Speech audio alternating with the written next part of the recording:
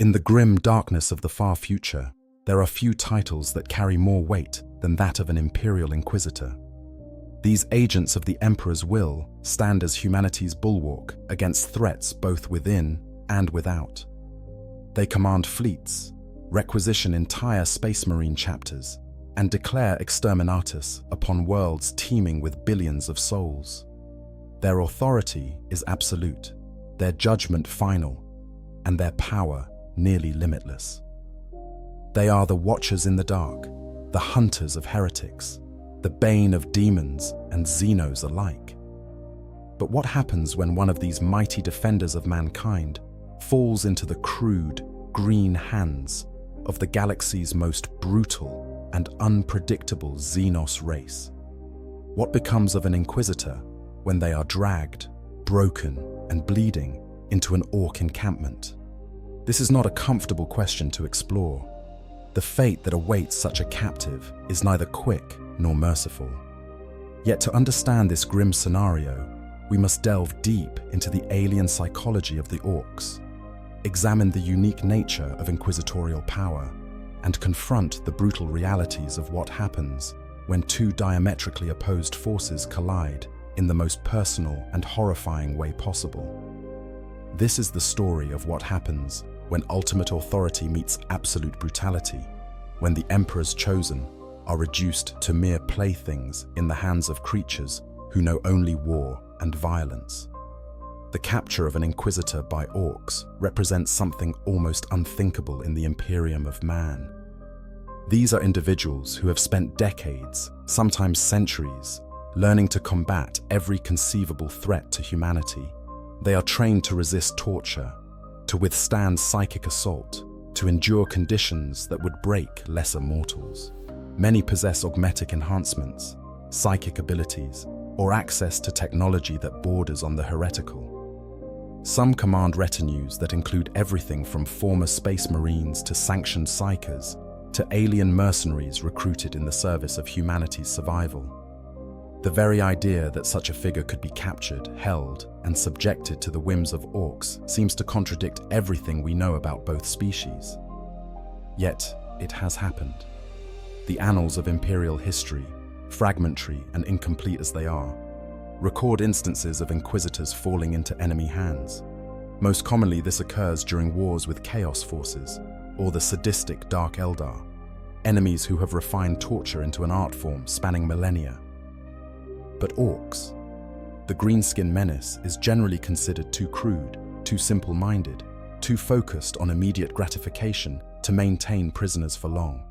This assumption, however comfortable it might be for Imperial strategists, is dangerously incomplete. The Orks are far more complex than they appear, and their treatment of valuable captives reveals depths to their society that many humans fatally underestimate. Throughout this exploration, we will examine every aspect of this nightmarish scenario. We will delve into the moment of capture, the immediate aftermath, and the various fates that might befall an Inquisitor in Ork custody. We will explore the role of Ork painboys, those mad surgeons who view the Inquisitor as the ultimate experimental subject. We will investigate how different Ork clans and their unique cultures might treat such a prize differently. We will examine the historical precedent set by individuals like Commissar Yarrick, who not only survived Ork captivity, but earned the Greenskins' grudging respect. And we will confront the darkest possibilities, the fates that even the Inquisition's most comprehensive training cannot prepare its agents to face. The Inquisitor represents everything the Orks are not. Where the Greenskins revel in chaos and direct action, Inquisitors operate through carefully laid plans and Byzantine schemes. Where Orks grow larger and stronger through success in battle, Inquisitors accumulate power through knowledge, political maneuvering, and the careful cultivation of networks of agents and allies. Where Orks believe that might makes right in the most literal sense possible, Inquisitors wield an authority that derives from ancient tradition and the divine mandate of the God Emperor himself. These are beings from utterly incompatible realities, and when they collide, the results are as fascinating as they are horrific. But before we can truly understand what befalls an Inquisitor in Orc hands, we must first understand the nature of these two utterly alien species. We must comprehend what an Inquisitor truly is, beyond the propaganda and the legends. We must grasp the genuine complexity of Orc society, moving past the simplistic image of mindless brutes to understand the brutal elegance of their culture.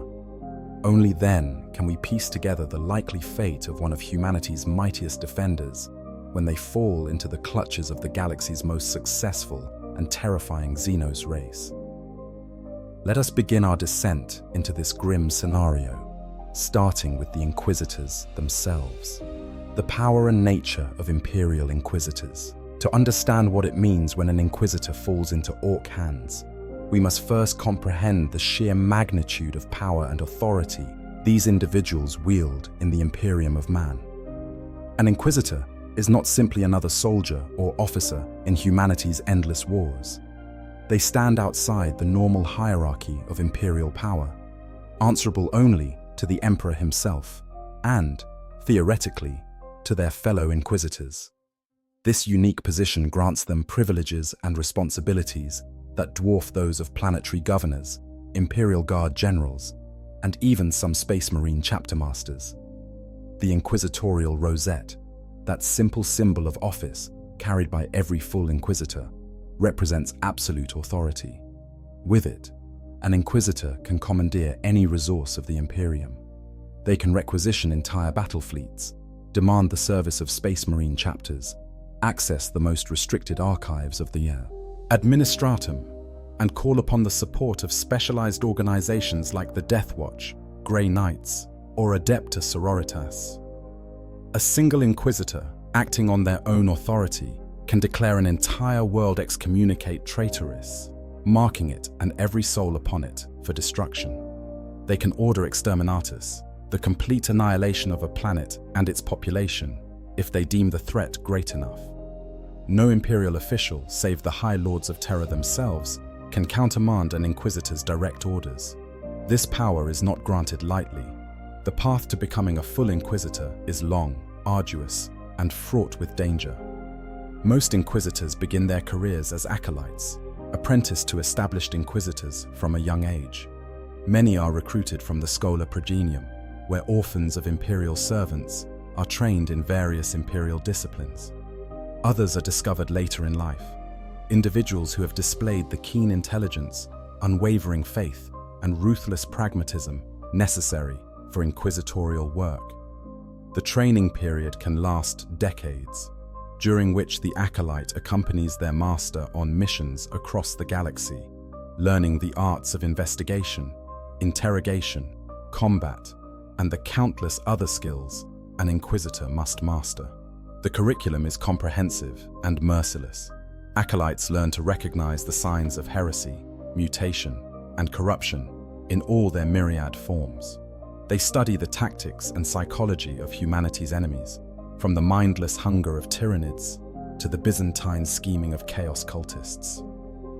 They are trained in multiple forms of combat, from the brutal close-quarters fighting of boarding actions to the more refined techniques of assassination and stealth.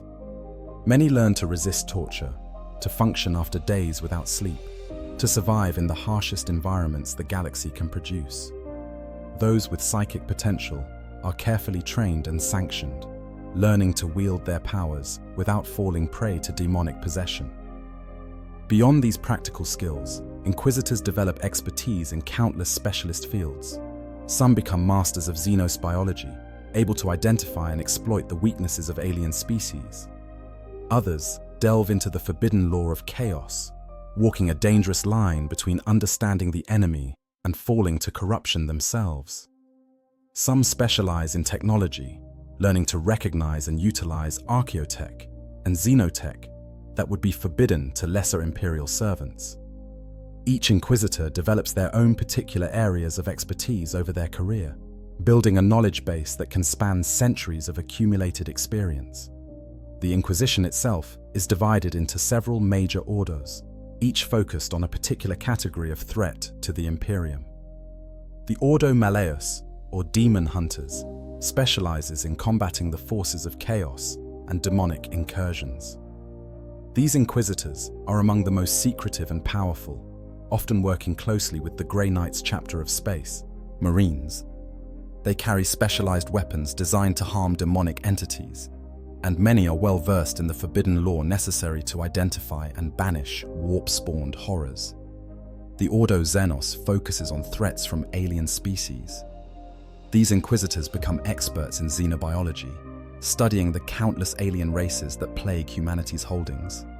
They work closely with the Death Watch, drawing upon the expertise of veteran space marines who have fought virtually every Xenos species in the galaxy. An Ordo Xenos Inquisitor might spend decades tracking a single genestealer cult, or they might coordinate the defense of an entire sector against an encroaching Ork wave. Their knowledge of alien psychology, technology, and tactics is encyclopedic. The Ordo Hereticus, the Witch Hunters, turns the Inquisition's gaze inward. These Inquisitors root out heresy, mutation, and corruption within the Imperium itself. They investigate claims of psychoactivity outside the Imperium's sanctioning process, hunt down rogue tech priests who dabble in forbidden technologies, and expose cults that worship entities other than the God Emperor. They work closely with the Adepta Sororitas, the Battle Sisters, whose faith is as unshakable as their combat prowess is formidable. Beyond these three major ordos exist countless minor ones, each focused on highly specialized threats. The Ordo Scriptorum investigates heretical texts. The Ordo Redactus specializes in information control and censorship. The Ordo Chronos studies temporal anomalies and time-related threats. Each of these organizations develops its own methods, traditions, and areas of expertise, contributing to the vast wealth of knowledge and capability represented by the Inquisition as a whole. But an Inquisitor is more than their training and official authority. They are individuals, each with their own philosophies, methods, and moral boundaries. The Inquisition has no central doctrine beyond the basic tenet that the Imperium must be preserved at any cost. This lack of unified dogma has led to the development of various factions and philosophies within the organization. Puritans believe in adhering strictly to imperial law and tradition, refusing to employ forbidden technologies or make compromises with Xenos or Chaos forces. Radicals, conversely, are willing to use any means necessary to achieve their goals, even if this means employing demon hosts, collaborating with Xenos, or utilizing Chaos artifacts in the fight against humanity's enemies. These philosophical differences can lead to bitter conflicts between Inquisitors. It is not unheard of for Inquisitors to declare each other excommunicate traitorous, leading to violent confrontations that can tear apart entire sectors. The Inquisition polices itself, with each member theoretically equal in authority to every other. This creates a complex political landscape where reputation, influence, and personal power matter as much as official rank. Many Inquisitors augment their natural abilities with cybernetic enhancements. These augmetics might include enhanced sensory organs, concealed weapons systems, improved reaction times, or specialized equipment for detecting particular threats. Some Inquisitors undergo such extensive modification that they barely resemble baseline humans, becoming walking arsenals of Imperial technology. Others maintain a more subtle approach, their augmetics hidden beneath seemingly normal flesh. Those Inquisitors who possess psychic abilities represent some of the most dangerous individuals in the Imperium. As sanctioned psychers who have survived the soul-binding process, they can wield their powers with relative safety, using them to read minds, influence emotions, or unleash devastating psychic attacks. Some specialize in divination, peering into possible futures to predict enemy movements. Others become skilled in pyromancy, biomancy, or telekinesis. The most powerful Inquisitor psychers can rival the abilities of the Astartes librarians, though they lack the Space Marines' enhanced physiology. An Inquisitor's retinue further multiplies their capabilities. Most Inquisitors maintain a permanent team of specialists, individuals recruited for their particular skills and absolutely loyal to their master. These retinues might include former Imperial Guard veterans serving as combat specialists, tech priests, who maintain and analyze complex equipment, sanctioned psychers, who provide additional psychic support, interrogators skilled in extracting information from unwilling subjects, and countless other specialists. Some Inquisitors even maintain more controversial allies, such as Xenos mercenaries, rogue traders, or reformed criminals whose skills prove useful in the Inquisition's work. The equipment available to an Inquisitor reflects their vast authority and resources. Beyond standard Imperial weaponry, many carry rare and powerful artifacts. Force weapons that channel psychic energy, master-crafted bolt pistols with self-guiding ammunition, power swords capable of cleaving through ceramite armor, needlers that deliver lethal toxins, digital weapons concealed in rings or other jewelry, psychic hoods that enhance mental abilities while protecting against warp-based attacks, and Rosarius force fields that provide protection against even the heaviest weapons. Some Inquisitors possess truly unique items, relics dating back to the Great Crusade, or even the Dark Age of technology, objects of such power that their loss would be considered a catastrophic blow to the Imperium. This, then, is what an Inquisitor represents. A being of immense personal power, vast knowledge, absolute authority, and unwavering dedication to humanity's survival. They are scholars, warriors, investigators, and executioners all in one. They have faced demons and Xenos, traitors and heretics, winning victories through both careful planning and desperate improvisation. They are accustomed to being the most powerful individual in any room, to having their slightest wish obeyed without question, to commanding the resources of entire worlds in pursuit of their goals. And it is one of these mighty individuals, with all their power, knowledge, and authority, who has somehow found themselves in the crude, blood-stained hands of the Orks. To understand what happens next, we must turn our attention to the Greenskins themselves and examine the brutal reality of Ork society. Understanding the Ork menace. The Orks are, in many ways, the antithesis of everything the Inquisition represents. Where Inquisitors value knowledge, careful planning, and subtle manipulation, Orks prize strength, directness, and overwhelming violence. Where the Inquisition operates through Byzantine networks of agents and informants, Ork society functions on the simple principle that the biggest and strongest lead, and everyone else follows or gets crumped. Yet this apparent simplicity masks a surprising depth and complexity, one that many Imperial strategists fatally underestimate. The Orks are not a naturally evolved species in the conventional sense. Ancient lore, some of it dating back to the war in heaven that raged millions of years before humanity's rise, suggests that the Orks were created as living weapons by a race known as the Old Ones. These ancient beings, locked in a devastating conflict with the C'tan and their Necron servants, engineered the Orks as the perfect soldiers.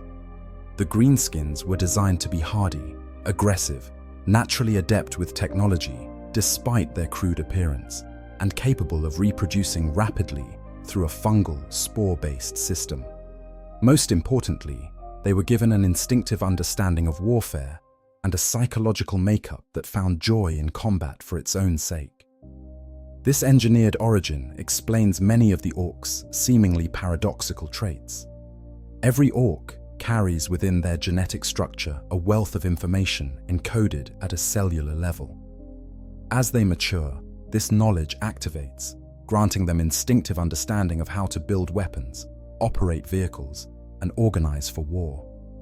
This is why even feral Orks, those who have regressed to a primitive state, still understand the basics of metalworking and weapon construction. It is why Ork technology, which by all rights should never function, somehow works through a combination of crude engineering and the Ork's collective psychic field. The Ork life cycle begins with spores. When an Ork dies, or even when they are merely present in large numbers, their bodies release countless microscopic spores into the environment. These spores develop into various forms of Orkoid life, creating an entire ecosystem wherever greenskins are found. The smallest spores become snotlings, tiny creatures with limited intelligence that serve as something between pets and vermin in Ork society. Slightly larger spores develop into Gretchen, or grots, which serve as slaves, laborers, and cannon fodder for their larger cousins.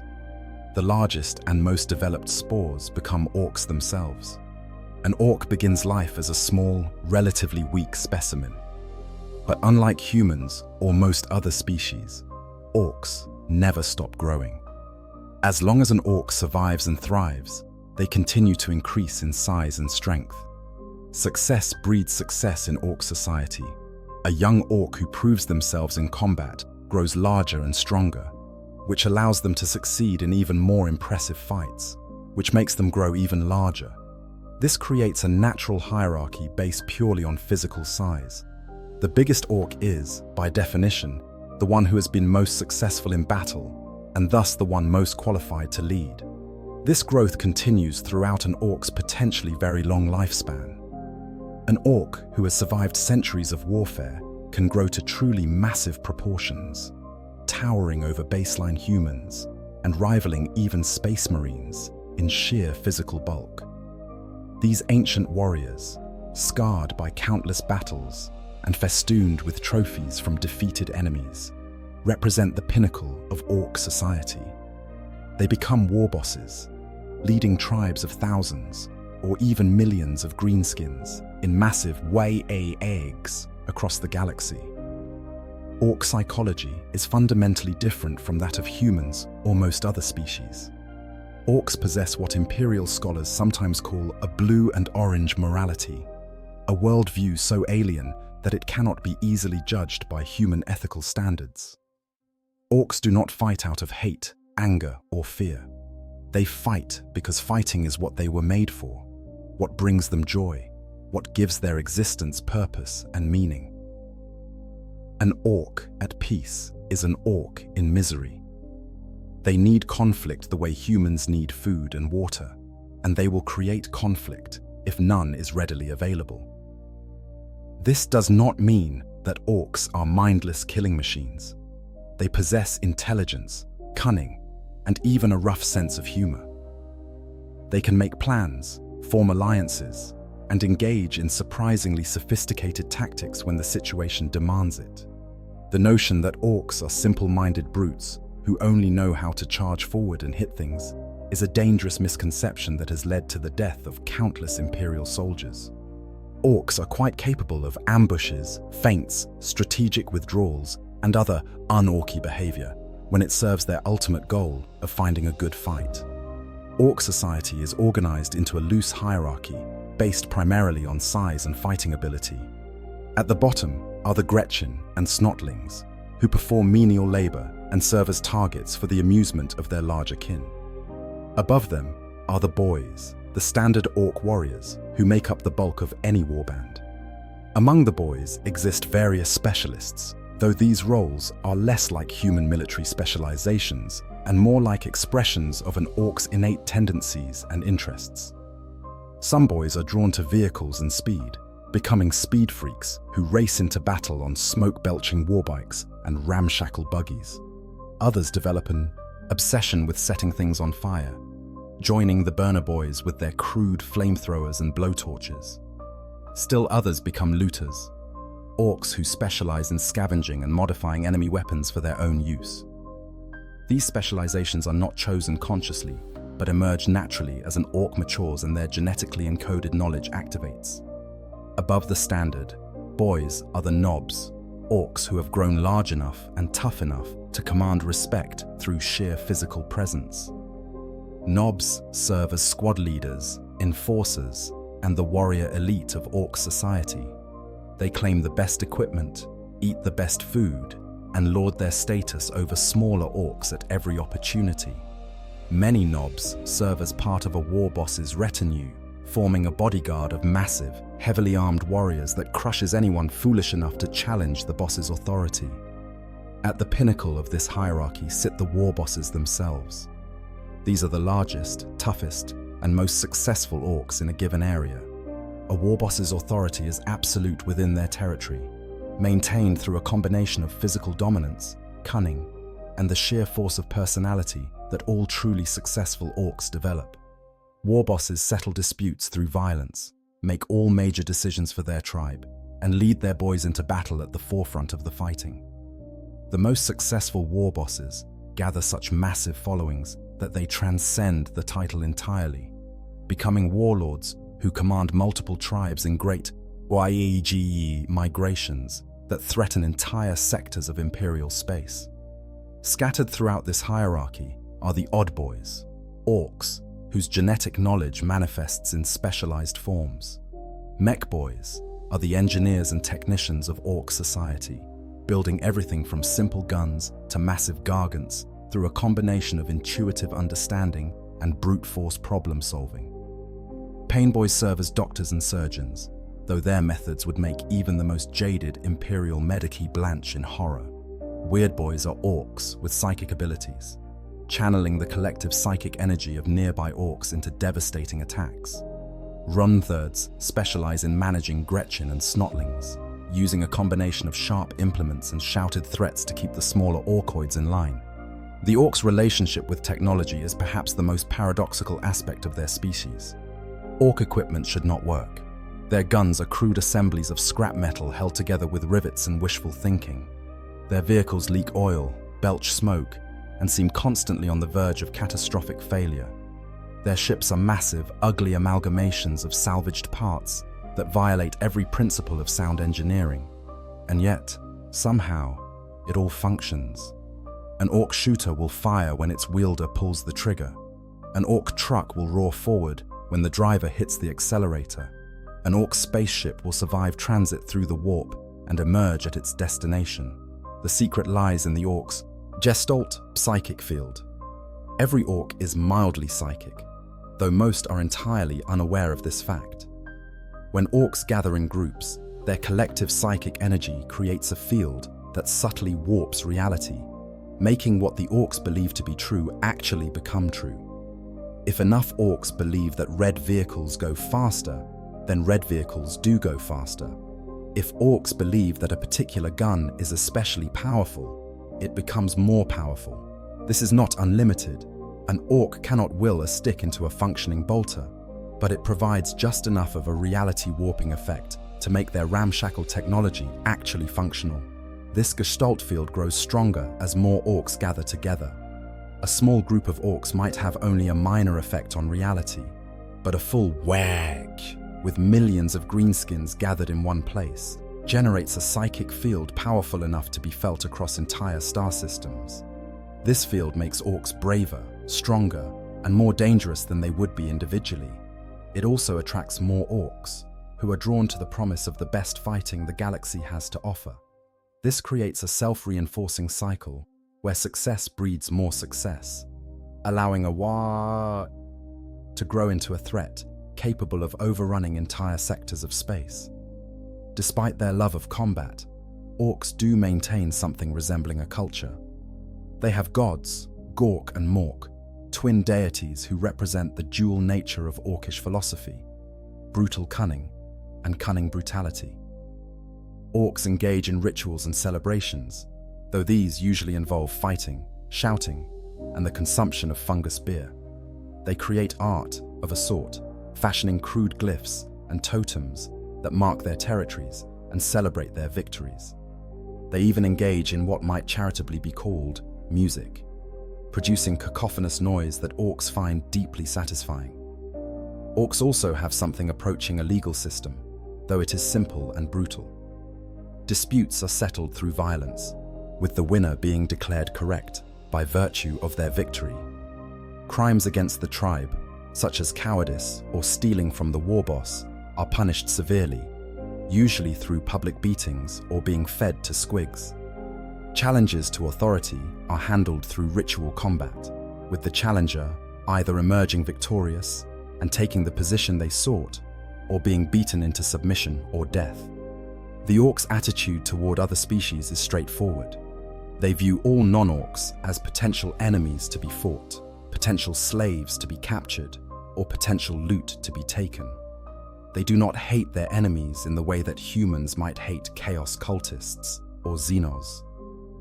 To an Ork, fighting other species is simply what you do, as natural as breathing. Some enemies earn a measure of respect if they put up a good fight. The most worthy opponents might even be deliberately spared or released, not out of mercy, but because fighting them again in the future promises to be entertaining. This brings us to a crucial point in understanding what happens when Orks capture an Inquisitor. Orks do take prisoners, despite the common Imperial belief to the contrary. They maintain labor camps where captured enemies are forced to work on various projects, building fortifications, mining resources, or assembling weapons under the watchful eyes of Runthurds and their Gretchen assistants. These prisoners are treated with casual brutality, beaten regularly to keep them compliant, worked to exhaustion, and fed barely enough to keep them functional. Most die within weeks or months of capture, succumbing to injury, disease, starvation, or simple despair. But some captives are treated differently. Orks have a concept, vague and ill-defined by human standards, of what constitutes an interesting or valuable prisoner. A particularly tough enemy who put up an impressive fight might be kept alive to provide entertainment in the fighting pits. An enemy leader might be preserved as a trophy, proof of the war boss's power and success. Someone with specialized knowledge or abilities might be pressed into service, their skills exploited until they are no longer useful. And certain captives might be turned over to the pain boys, who view unusual specimens as opportunities to conduct their horrific experiments. An Inquisitor would likely be recognized as special, even by Orks. Their equipment alone would mark them as important. Inquisitors carry some of the finest weapons and armor available in the Imperium, gear that even Orks can recognize as valuable. Their behavior, commanding and authoritative even in capture, would suggest to the Orks that this is a leader of some kind. If the Inquisitor managed to put up a serious fight before their capture, killing or wounding Orks in the process, this would only increase the Greenskins' interest. Here is an enemy worthy of attention, someone whose capture represents a genuine victory rather than just another weakling Yumi who died easy. The fate of such a captive would depend on numerous factors. Which Ork clan captured them, which war boss commands the warband, whether any pain boys or other odd boys take an interest, and perhaps most importantly, whether the Inquisitor themselves can somehow influence their captors. To explore these possibilities, we must examine the actual process of capture and its immediate aftermath. The moment of capture. For an Inquisitor to fall into Ork hands represents a catastrophic failure on multiple levels. These are individuals trained to avoid capture, equipped with the resources to escape most situations, and accompanied by retinues specifically chosen to prevent such scenarios. Yet in the chaos of war, the impossible sometimes becomes reality. Let us consider how such a capture might occur and what happens in those first crucial hours and days. The most likely scenario involves an ambush or overwhelming force. Despite the stereotype of Orks as straightforward brawlers, they are quite capable of cunning tactics when the situation warrants. A Blood Axe's warband, the Ork clan most likely to employ un-Orky strategies, might set an elaborate trap. They could allow Imperial forces to advance into what appears to be poorly defended territory, only to spring the trap when the enemy is overextended and vulnerable. In the confusion of such an ambush, even an Inquisitor's considerable abilities might not be enough to prevent capture, especially if their retinue has been killed or scattered. Alternatively, the Inquisitor might fall victim to sheer bad luck. Perhaps they were investigating what appeared to be a minor Ork incursion, only to discover too late that it was the vanguard of a much larger force. Perhaps their spacecraft suffered critical damage during an orbital engagement, forcing them to crash land on an Ork-held world. Perhaps they were betrayed by someone they trusted, delivered into enemy hands by a traitor or chaos cultist, who then sold the captive to nearby Orks. In the vast and dangerous galaxy of Warhammer 40,000, there are countless ways for even the mighty to fall. The Inquisitor's response to capture would be shaped by their training and personality. Some might fight to the death rather than accept captivity, seeing capture as an unacceptable outcome. These Inquisitors would force their captors to kill them, denying the Orks any chance to exploit their knowledge or equipment. Others might accept capture as a temporary setback, already beginning to plan their escape or considering how they might manipulate their captors. Still others might view it as an opportunity, a chance to gather intelligence on Ork operations from the inside, or even to sow discord among the greenskins from within. The Orks' initial reaction to capturing such a valuable prisoner would be jubilant and chaotic. Orks love trophies and proof of their victories, and an enemy leader in fancy armor represents the kind of prize that earns serious respect from other boys. The Orks who made the actual capture would immediately begin arguing over who gets credit, who gets to keep the prisoner's equipment, and who has the right to present the captive to the war boss. These arguments often escalate to violence, with Orks settling their disputes through impromptu fights while the Inquisitor watches, perhaps seeing an opportunity to escape in the confusion. But escape at this stage is unlikely. Even if the Inquisitor has retained some of their equipment, they are likely injured from the fighting that led to their capture. They are surrounded by dozens or hundreds of Orks, any one of which is physically stronger than a baseline human. The Orks, for all their fighting amongst themselves, would quickly turn on any captive who tried to flee. Running away from a fight is one of the few things Orks genuinely despise, and they would take great pleasure in hunting down and recapturing an escaped prisoner, likely dealing out considerable punishment in the process. The captive would be disarmed immediately, though not gently. Orks have no concept of careful handling, so the removal of weapons and equipment would involve a lot of yanking, tearing, and possibly breaking. An Inquisitor's carefully maintained weapons, some perhaps centuries old and irreplaceable, would be treated as toys to be fought over by the boys. Power weapons might be activated and swung around recklessly. Bolt pistols would be fired randomly into the air. Psychic hoods and Rosarius force fields would be poked and prodded, with the Orks trying to figure out what the flashy bits do. Any obviously valuable equipment would quickly make its way up the Ork hierarchy. A Nob might claim a particularly impressive weapon, using his size and strength to intimidate smaller Orks into giving up their claims. The war boss would almost certainly demand first pick of any truly exceptional items. Ork mech boys would be fascinated by sophisticated Imperial technology, taking pieces apart to see how they work and attempting to incorporate them into their own creations. Much of the Inquisitor's equipment would be ruined in this process, destroyed through ignorance or simply broken during fights over who gets to keep it.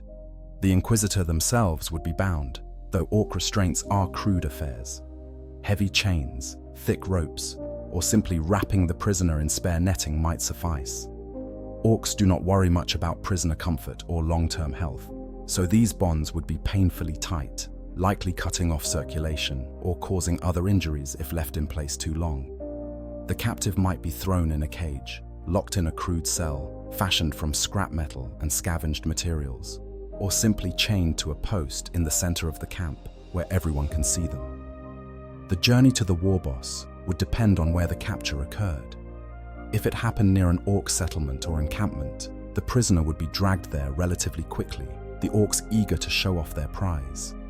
If the capture occurred in the field, away from any major Ork presence, it might take days or even weeks for the captive to reach their ultimate destination.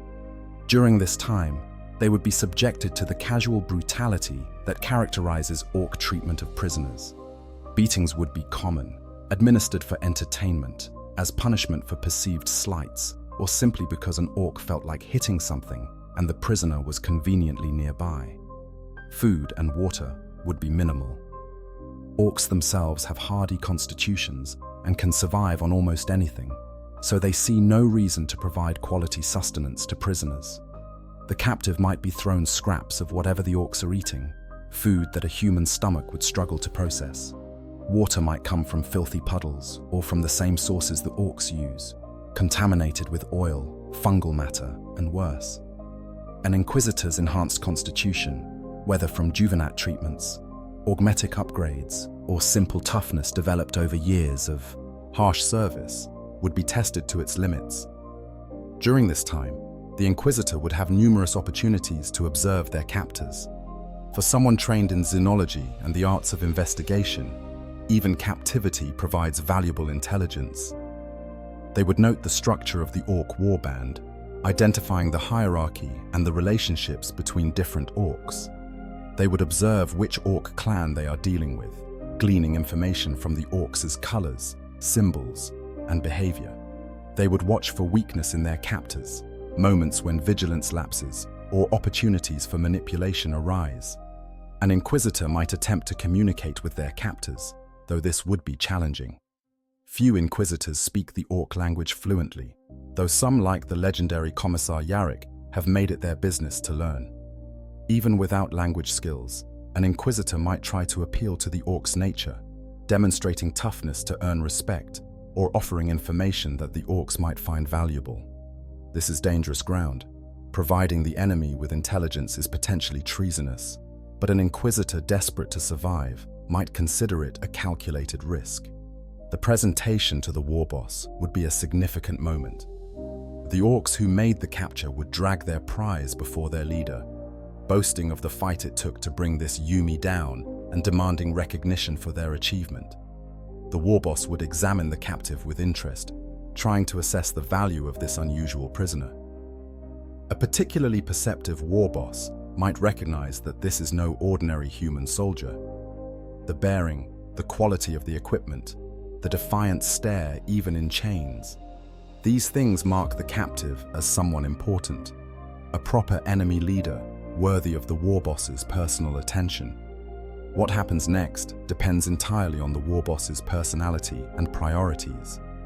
Some war bosses might see the captive as a trophy to be displayed, proof of their dominance over the Yumis.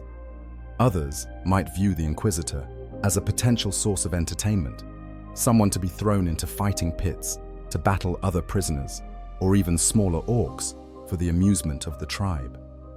Still others might recognize the potential value in keeping such a prisoner alive and relatively intact, either for potential ransom, though Orks rarely understand human concepts of prisoner exchange, or for the specialized knowledge they might possess. The most dangerous possibility for the Inquisitor would be if they attracted the attention of an Ork pain boy. These mad surgeons are always on the lookout for interesting subjects to experiment upon, and a high-ranking human in sophisticated armor would be an irresistible temptation. The pain boy might convince the war boss to hand over the prisoner, promising to see what interesting things they can learn from poking around inside this fancy Yumi.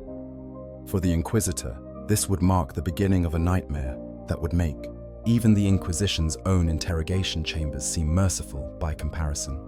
Before we explore that particularly grim fate, however, we must understand more about the different roles and factions within Ork society, and how each might view and treat an Inquisitor captive.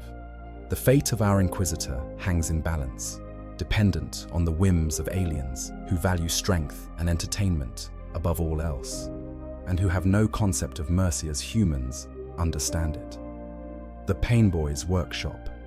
Of all the fates that might befall an Inquisitor in Ork captivity, perhaps none is more horrific than falling into the hands of an Ork pain boy.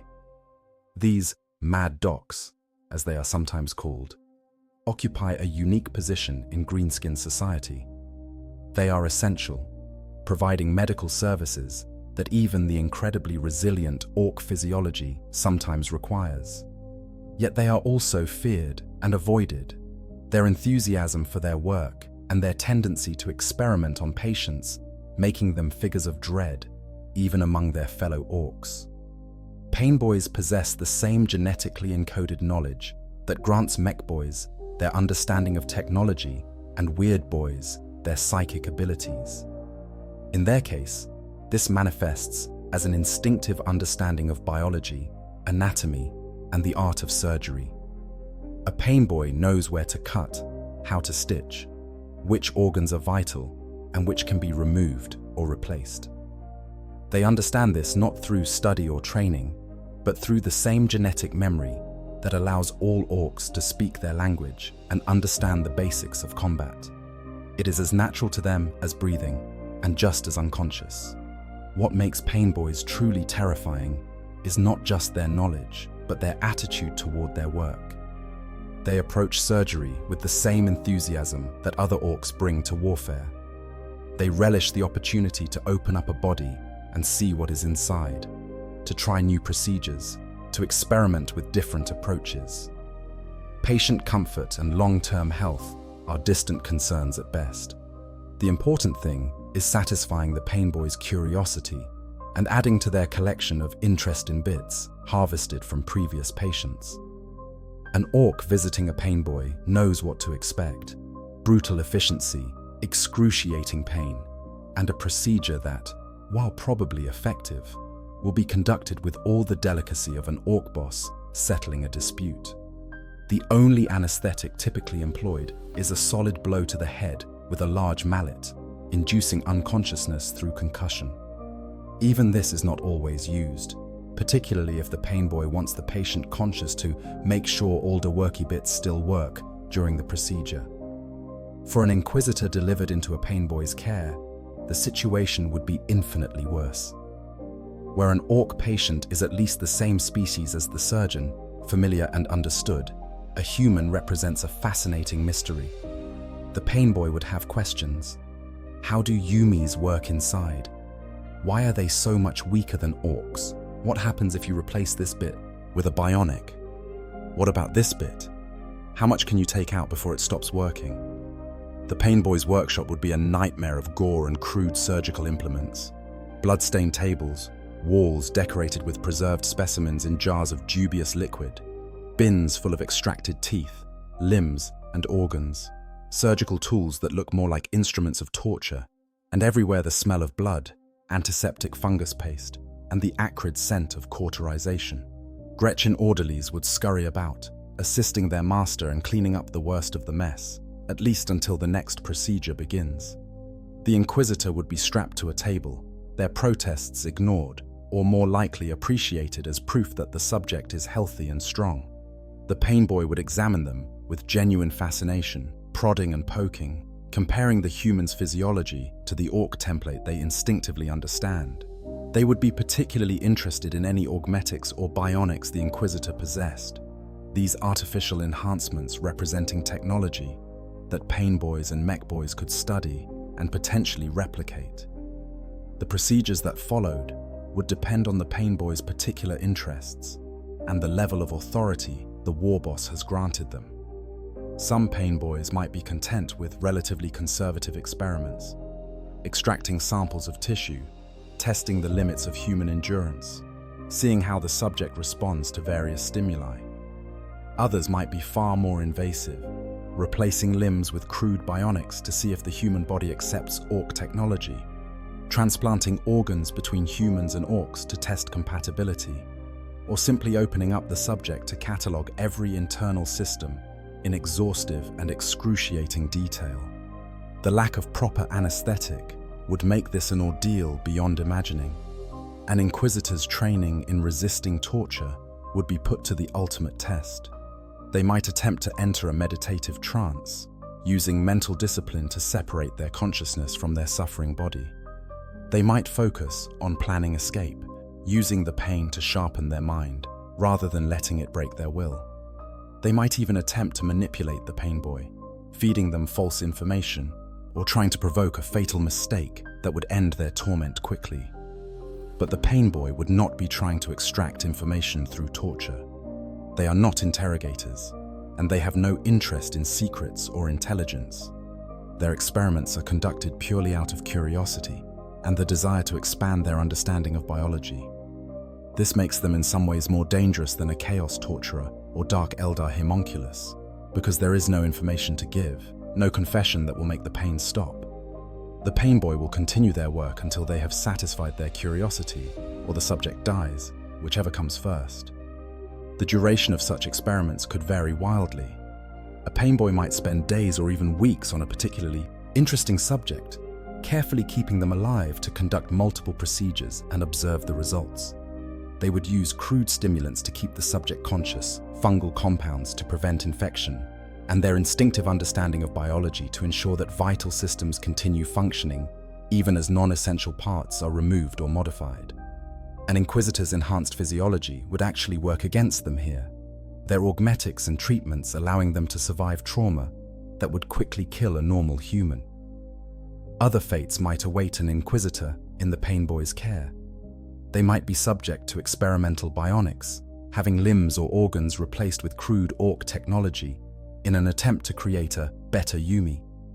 They might be injected with various compounds, Ork growth hormones, mutagenic fungal extracts, or stranger substances, with the Painboy carefully noting the results.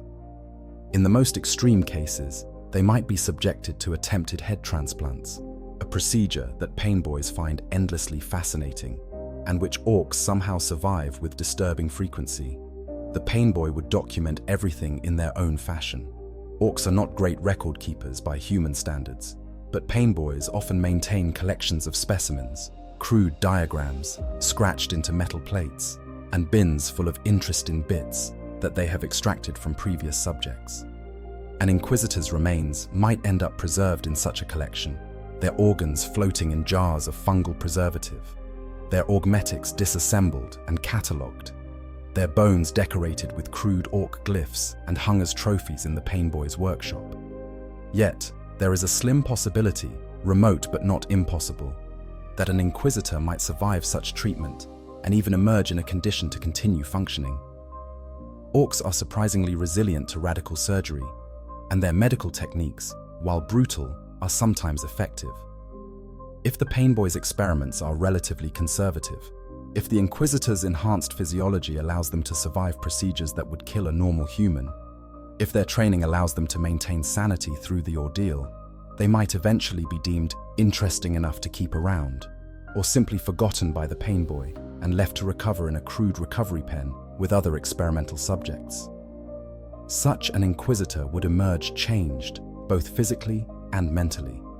They would bear the scars of Ork surgery, crude stitching, and possibly bionic replacements that are barely compatible with human physiology. They would carry memories of pain that no amount of mental conditioning could fully suppress. But they would also possess something valuable: first-hand knowledge of Ork medical capabilities, understanding of how Painboys think and work, and perhaps insights into Ork biology that no other Imperial scholar possesses. If they could somehow escape and return to Imperial space, this knowledge might be valuable enough to justify the suffering required to obtain it. But escape from a Painboy's workshop is nearly impossible. The Painboy and their Gretchen assistants maintain careful watch over valuable specimens.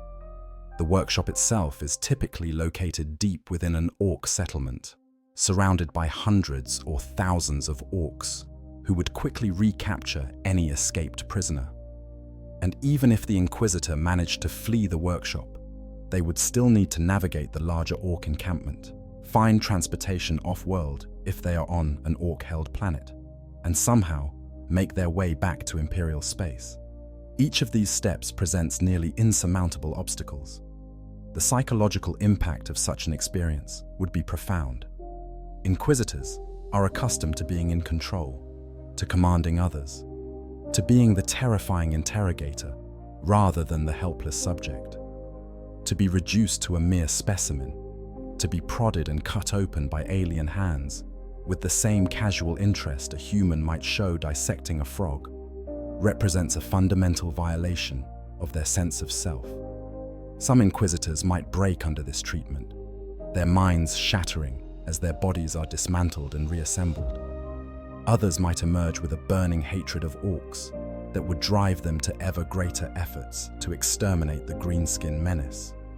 Still others might develop a grim understanding of their enemy, recognizing in the Painboy's work a twisted reflection of the Inquisition's own methods of extracting information from unwilling subjects. It is worth noting that not all captured Inquisitors would end up in a Painboy's care. The Mad Docs are always looking for interesting subjects, but they answer to the war boss like everyone else in the tribe. If the war boss has other plans for the prisoner, or if the Painboy is busy with other projects, the Inquisitor might be spared this particular fate. But the existence of the Painboys, their enthusiasm for experimenting on unusual captives, and their position of respected authority within Ork society means that any high-ranking human falling into greenskin hands must consider this possibility. The Painboy represents one of the most alien aspects of Ork culture to human understanding. They are not cruel in the way that Dark Eldar are cruel, finding pleasure in suffering for its own sake. They are not corrupted like Chaos Space Marines, their actions driven by dark gods and the promise of power.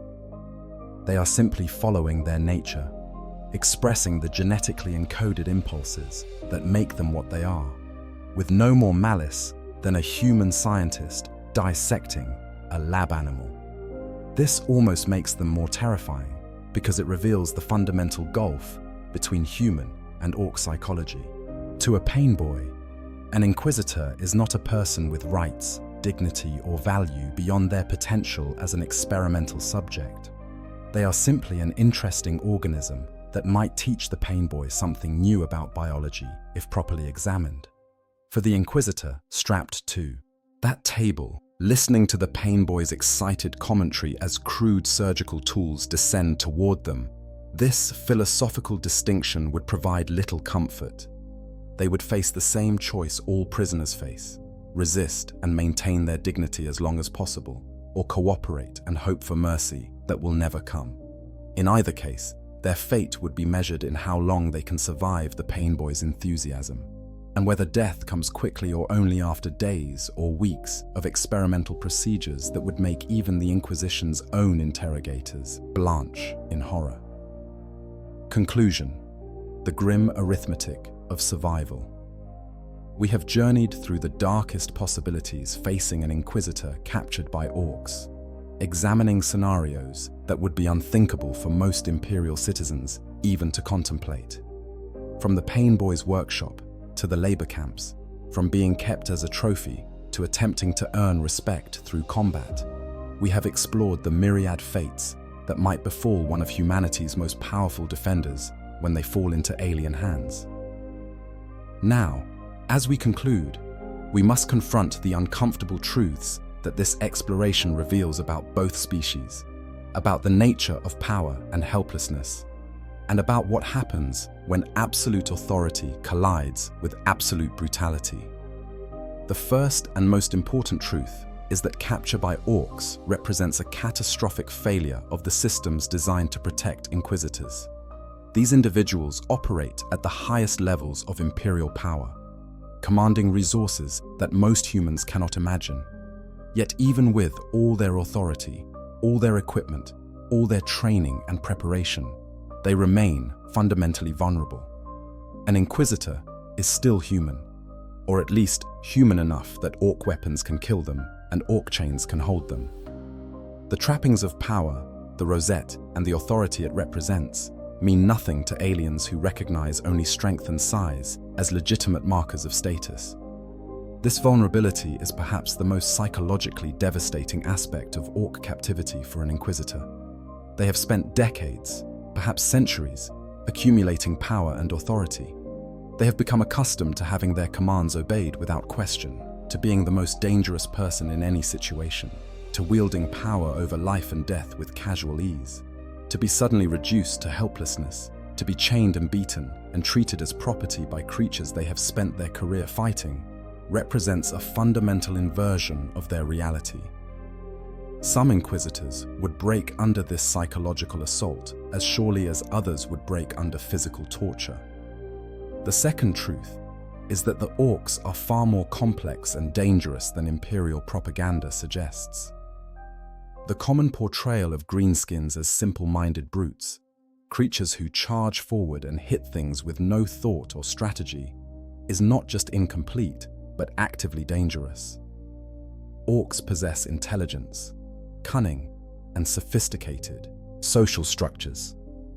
They are capable of long-term planning, strategic thinking, and even psychological manipulation when it serves their purposes.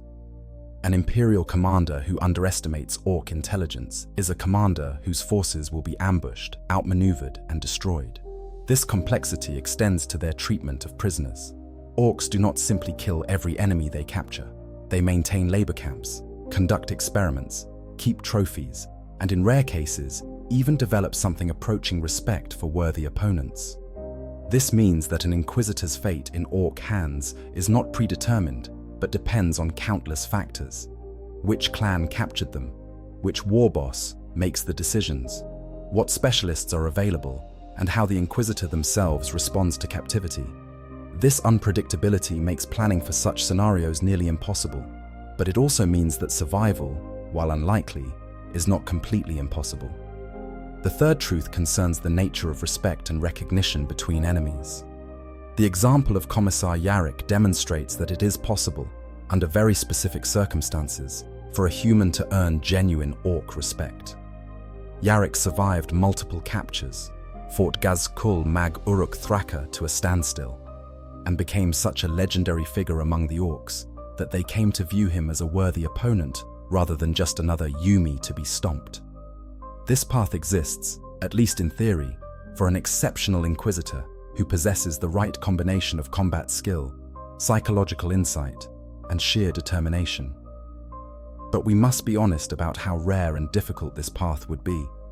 Yarrick is a unique figure, someone who spent decades studying Orc psychology and deliberately cultivating his fearsome reputation among the Greenskins. Most Inquisitors, even those who specialize in fighting Orcs, would lack the specific skills and temperament required to walk this path. And even for those who possess these qualities, success would depend on countless factors beyond their control. The presence of a war boss sophisticated enough to appreciate a worthy enemy. The absence of a pain boy eager to experiment on such an interesting specimen. The luck to survive long enough to build a reputation. Any one of these factors going wrong would doom even the most capable Inquisitor. The fourth truth is about the cost of survival. An Inquisitor who somehow endured Orc captivity and escaped would emerge fundamentally changed. They would bear physical scars, injuries from fights, marks from crude surgery if they encountered a pain boy, the effects of malnutrition and disease from the labor camps. They would carry psychological scars that might never heal, memories of helplessness and degradation, knowledge of what it feels like to be reduced to property in alien hands, perhaps guilt over compromises made to survive or information provided to captors. They would also possess knowledge that few other Imperials could claim. They would understand Orc psychology and culture from the inside, having experienced it as a prisoner rather than simply studying it from a distance. They would know the internal dynamics of Orc society, the relationships between different clans and specialists, the decision-making processes of war bosses and nobs. This knowledge would be invaluable for future campaigns against Greenskin forces, potentially saving countless Imperial lives through better tactics and strategy. But it would come at a cost that many would question whether any knowledge is worth paying. The fifth truth concerns the broader implications for the Imperium's endless war against the Orcs. Every Inquisitor captured provides the Orcs with valuable intelligence, whether through interrogation, observation, or simply examination of captured equipment. Every Inquisitor who dies in captivity represents the loss of decades or centuries of accumulated knowledge and experience. Every failure to prevent such captures demonstrates a fundamental weakness in the Imperium's intelligence and security apparatus. The Inquisition goes to great lengths to prevent its agents from being captured for exactly these reasons. But in a galaxy at war, complete security is impossible. As we look at the full spectrum of fates we have examined, certain patterns emerge. The Inquisitor's own capabilities matter, but not as much as one might expect. Even an exceptionally powerful Inquisitor can be overwhelmed by superior numbers or catastrophic bad luck. The specific Orc clan and leaders involved matter enormously, determining whether the captive ends up in a painboy's workshop, a labor camp, or fighting for their life in the pits. Time is both enemy and potential ally. The longer captivity continues, the greater the chance of escape opportunities arising, but also the greater the likelihood of death or permanent damage.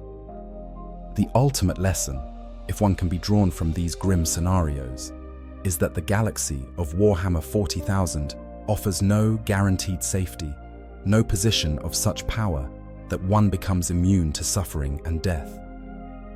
An Inquisitor, for all their authority and capability, remains vulnerable in ways that no amount of power can completely eliminate. They can be captured, tortured, broken, and killed like anyone else. The symbols of their office, the rosette and the authority it represents, provide no protection against orc chains and painboy scalpels. Yet this vulnerability, this reminder of mortality even for the mighty, serves a purpose in the larger narrative of the Imperium.